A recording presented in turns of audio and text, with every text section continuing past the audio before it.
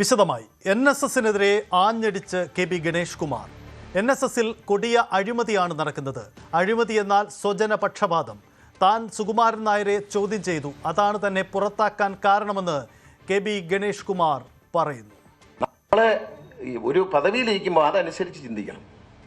ഒരാളൊരു ഉന്നത പദവിയിൽ, അതായത് മന്നത്ത് ആചാര്യൻ എന്ന കസേരയിൽ ഇരിക്കുമ്പോൾ അതനുസരിച്ച് ചിന്തിക്കണം. ആരിരുന്ന കസേര എന്ന് വളരെ പ്രധാനപ്പെട്ട കാര്യമാണ്. ആർക്കും ഇരിക്കാവുന്ന കസേരയല്ല. ആർക്കും ഇരിക്കാവുന്ന തോന്നിയിട്ടുണ്ട്. ഇപ്പം തോന്നുന്നുണ്ട് നമുക്ക് ഏത് കനകസിംഹാസനത്തിൽ ഏത് ശുനകനും കയറിയിരിക്കാം എന്ന് നമുക്ക് തോന്നുന്ന തരത്തിൽ പെരുമാറരുത്. കാരണം കനകസിംഹാസനമാണ് എന്നുള്ള ഓർമ്മയെങ്കിലും വേണം. ശുനകനാണെന്നുള്ള ഓർമ്മയില്ലെങ്കിലും കനകസിംഹാസനമാണ് എന്നുള്ള ഓർമ്മ എല്ലാവർക്കും നല്ലതാണ്. എല്ലാ മനുഷ്യരും നല്ലതാണ്. ഞാനായാലും നിങ്ങളായാലും എല്ലാവർക്കും നല്ല ഇരിക്കുന്നത് കനകസിംഹാസനത്തിലാണ്. NSS ചിലർ കൈയടക്കിയിരിക്കുന്നു. അവിടെ ഇപ്പോൾ ജനാധിപത്യമില്ല. കനകസിംഹാസനത്തിൽ ഏതും ശുനകനും ഇരിക്കാമെന്ന അവസ്ഥയിൽ മന്നമിരുന്ന കസേരയിൽ ഇരിക്കരുതെന്നാണ് KB ഗണേഷ് കുമാറിന്റെ പരിഹാസം. മന്നത്താചാര്യൻ്റെ സ്മൃതി മണ്ഡപം വിശ്വാസികൾക്ക് വേണ്ടി തുറന്നു കൊടുത്തില്ല എങ്കിൽ ഒരു സമരമുറയാണ്. അതിലേ പോകുന്നവരെല്ലാം ഒരു ശകലം പൂവ് മാഞ്ച് പോവുക. ഇതുപോലെ ആ പുറത്തെ മതിലിൽ നിന്ന് അകത്തോട്ട് നിക്ഷേപിച്ചുകൊണ്ട് അദ്ദേഹത്തിനുള്ള ആദരവ് അതുപോലെ നിർത്തില്ല, ആദരവ് നിർവഹിക്കണം. പുറത്ത് മന്നത്ത് പത്മനാഭൻ്റെ സ്മാരകം കൊണ്ട് അവിടെ പൂട്ടിയിട്ടേക്കുക. 3 പൂട്ടിട്ട് വാച്ചർ പോലും ഇല്ല. അതിൻ്റെ താക്കോലും ചങ്ങനാശ്ശേരി ഇരിക്കുകയാണ്. വരണം, തുറന്നു കൊടുക്കാൻ. ആർക്ക്? പ്രധാനമന്ത്രി എന്നാൽ തുറന്നു കൊടുക്കൂല, പ്രസിഡന്റ് ഒന്നാ പറഞ്ഞു കൊടുക്കൂല.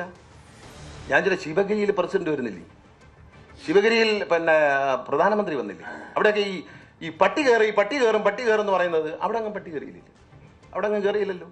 ശിവഗിരി ആശ്രമത്തിലെ പുണ്യഭൂമിയിൽ ഗുരുദേവന്റെ സ്മാരകത്തിൽ സമാധി മന്ദിരത്തിൽ ഒരു നായും കയറിയില്ല. പ്രസിഡന്റ് വന്നു, പ്രധാനമന്ത്രി വന്നു. ഇടുങ്ങിയ ചിന്താഗതിയാണ് കുഴപ്പം. നമ്മുടെ ആചാരനെ അനുസ്മരിക്കാൻ, നമ്മുടെ ആചാരനെ പ്രകീർത്തിക്കാൻ ആരെയാ കൊണ്ടുവരുന്നേ? 50% പോലും മാർക്കില്ലാതെ ജോലി കയറാൻ മടിച്ച, സ്വന്തം മകളെ കള്ളമാർക്ക് ഇട്ടുകൊടുത്ത് കയറ്റാൻ സഹായിച്ച ഒരാളെ റിട്ടയർഡ് വൈസ് ചാൻസലറാണ് പറഞ്ഞ് മന്നം സമാധി ഉദ്ഘാടനം ചെയ്യാൻ വേണ്ടി കൊണ്ടുവരിക, മന്ന ജയന്തി ഉദ്ഘാടനം ചെയ്യാൻ വേണ്ടി. മന്നം സമാധി തുറന്നു നൽകിയില്ലെങ്കിൽ സമരം തുടങ്ങണം. ചട്ടമ്പി സ്വാമിയെ അറിയാത്തയാളാണ് സുകുമാരൻ നായരെന്നും ഗണേഷ് കുമാർ വിമർശിക്കുന്നു. സുകുമാരൻ നായരുടെ രീതികൾ അനുകരിച്ചു കാണിച്ചും ഗണേഷ് കുമാർ പരിഹസിച്ചു. ഇപ്പം നമ്മൾ ചങ്ങനാശ്ശേരിക്ക് പോയാൽ താഴെ നിന്ന് ക്യാമറയിൽ കൂടെ വല്ലതും കാണുന്നുണ്ടോയെന്ന് എനിക്കറിയത്തില്ല. ചെല്ലുമ്പോൾ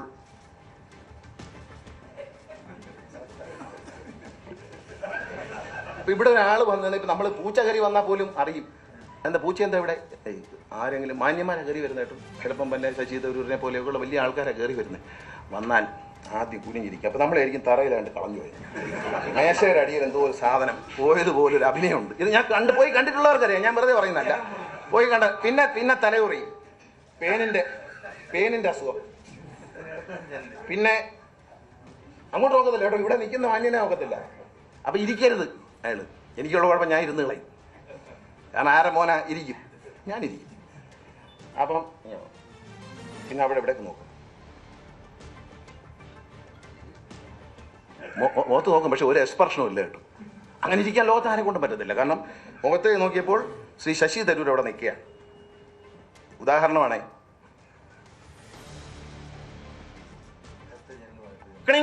ഒരു മണി അടിക്കും, ഉടനെ ആൾ വെളിയിൽ നിന്ന് വരും.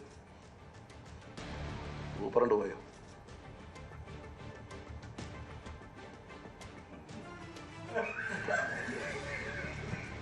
ഏഴ് മണിയായി.